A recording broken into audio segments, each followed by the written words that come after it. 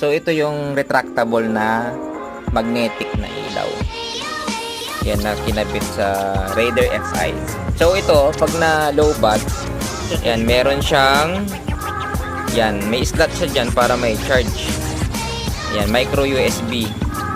Then pag ano, kabit mo lang siya dito sa magnetic na bakal na kasama rin yan kapag binili mo. So ganyan siya.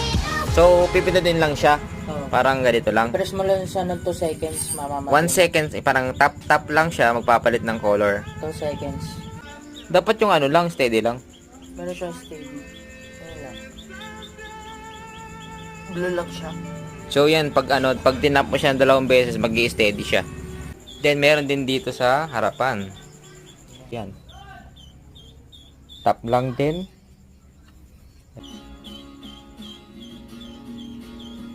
Yan. So red na